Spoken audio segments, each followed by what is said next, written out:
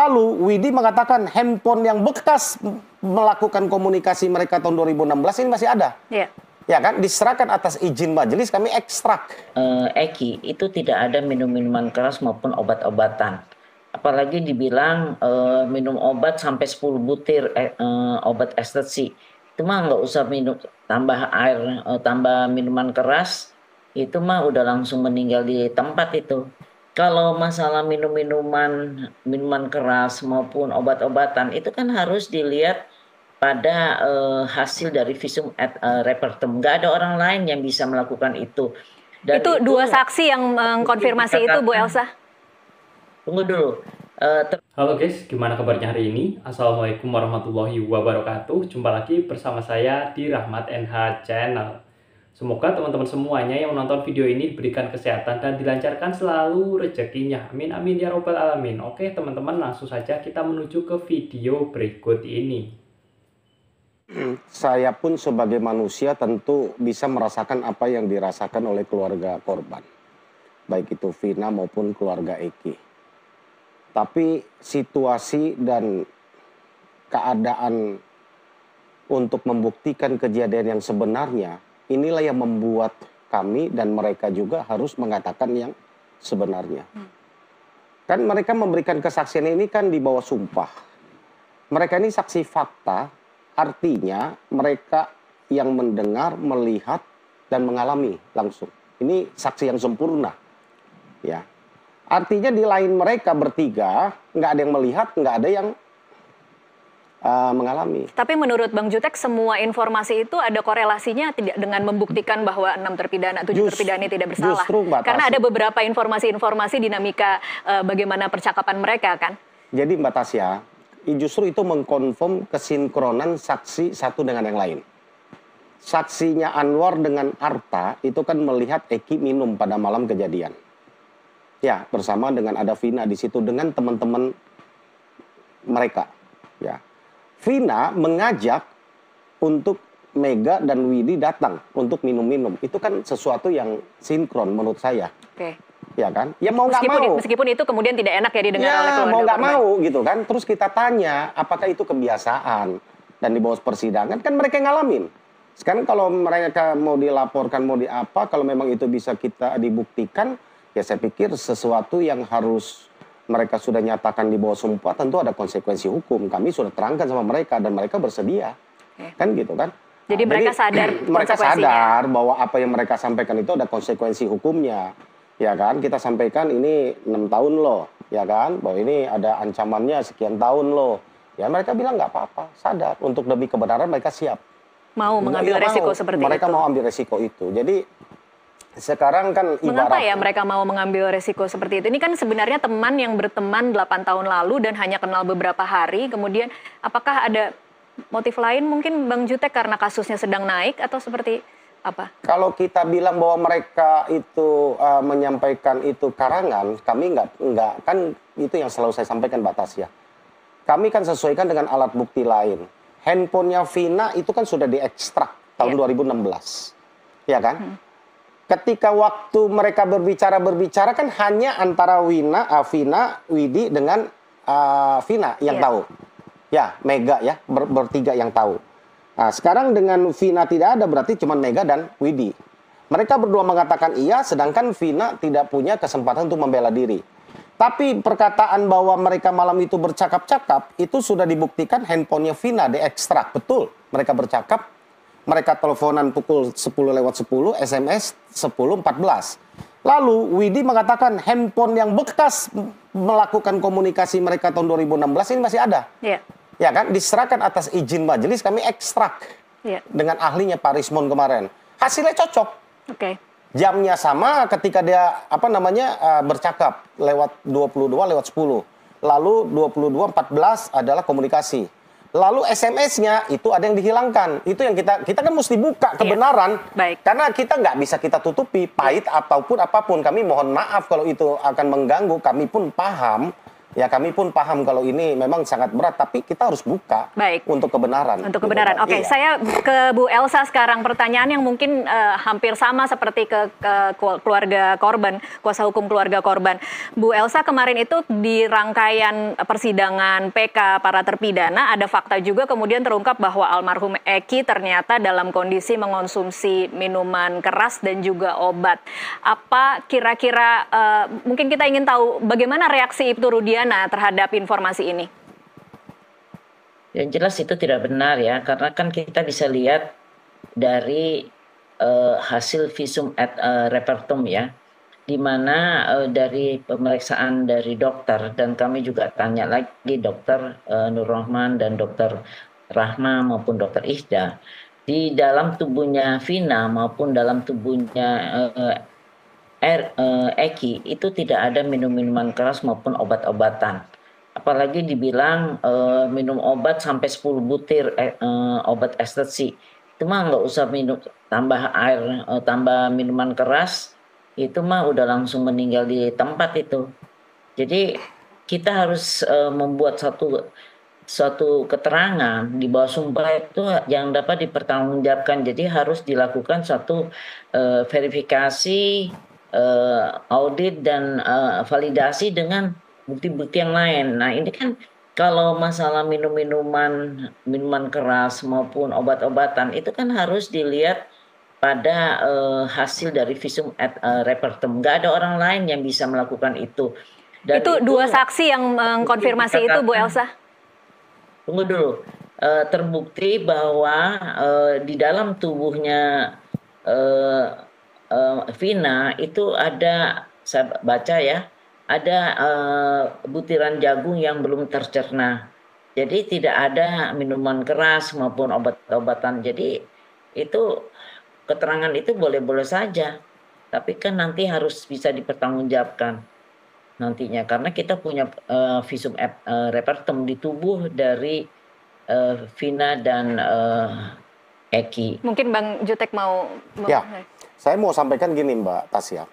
Di visum et repertum itu tidak memuat lengkap pemeriksaan kimiawi dan apa yang terkandung. Jadi tidak diperiksa apakah dia mengkonsumsi alkohol ya atau dilihat lagi aja. Okay. Nanti sangkanya asumsi lagi kita. Ya, tidak memeriksa ya. Okay. Ya, apapun yang dia tadi sampaikan. Terlepas dari situ Mbak Tasya, ini kami mau sampaikan bahwa mereka ini saksi fakta. Mereka ada sekian orang, 45 orang.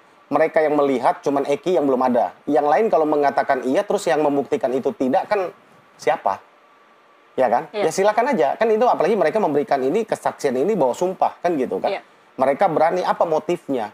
Apalagi kemarin saya dengar dari kuasa hukum mereka, dari Anwar dan Arta, ya kan gitu kan. Silakan aja, katanya tukang obatnya masih ada, ininya masih ada, mereka bisa hadirkan, mereka bisa lihat dan apa segala macam ya. Saya pikir sih itu kan mereka yang bersaksi, mereka sudah kami ingatkan bahwa semua kesaksian mereka di muka persidangan itu ada konsekuensi hukumnya. Saya ke Bu Elsa lagi. Silakan Bu Elsa, tidak ada pemeriksaan apakah mengkonsumsi alkohol. Jadi sebenarnya kita tidak tahu apakah memang dalam keadaan mabuk atau tidak.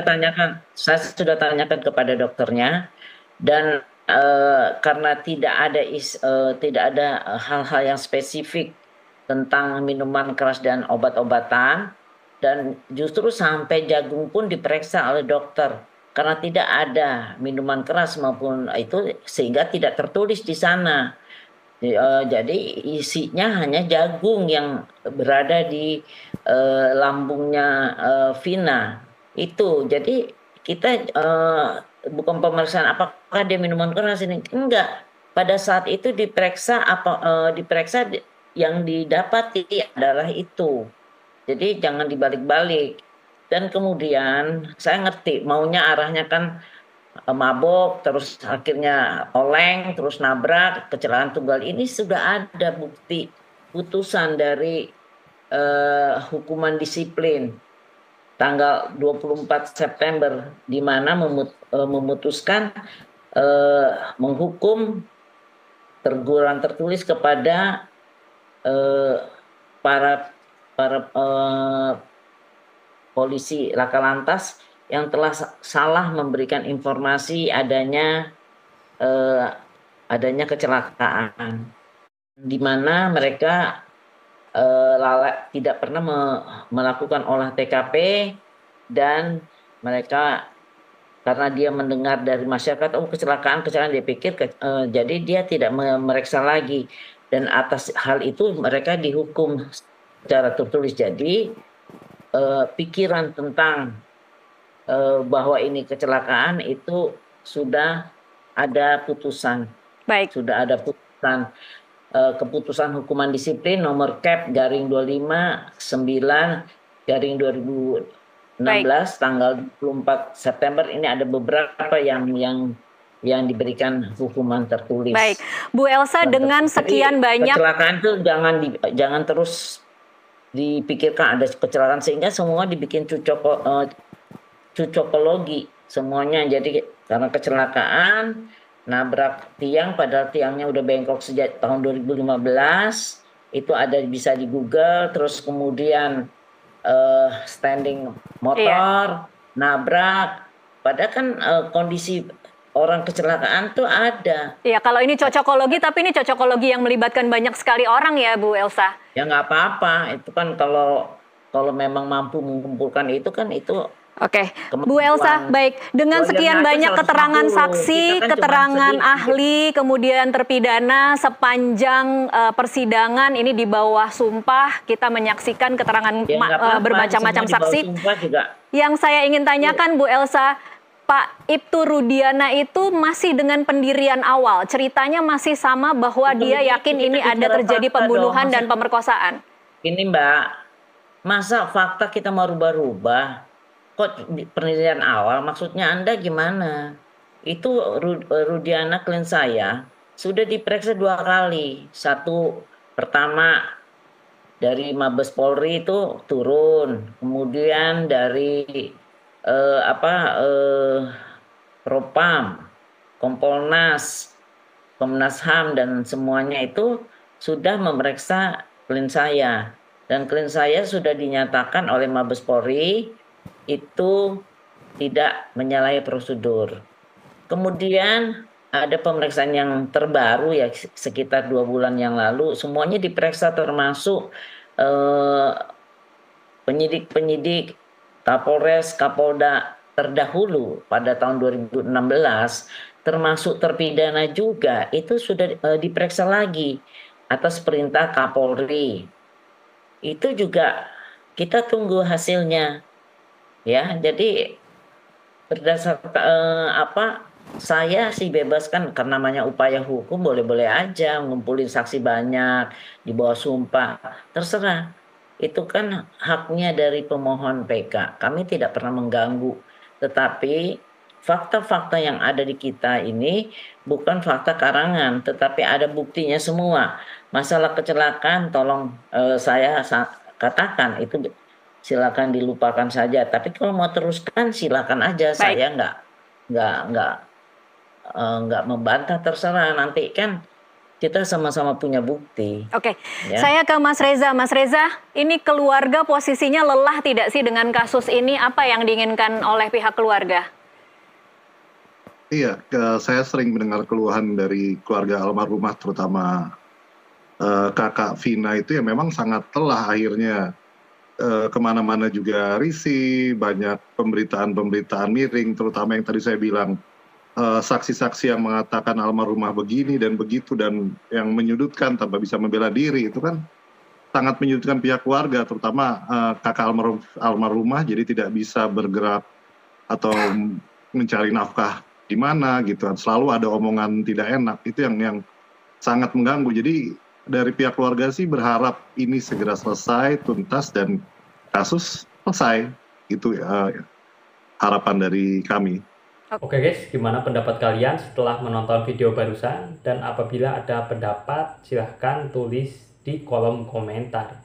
Dan nantikan video selanjutnya updatean terbaru dari kami, yaitu terkait kasus Vina dan Egy. Jangan lupa tekan tombol like dan subscribe agar tidak ketinggalan video terbaru terkait kasus Vina dan Egy. Wabillahi taufiq wal hidayah. Wassalamualaikum warahmatullahi wabarakatuh.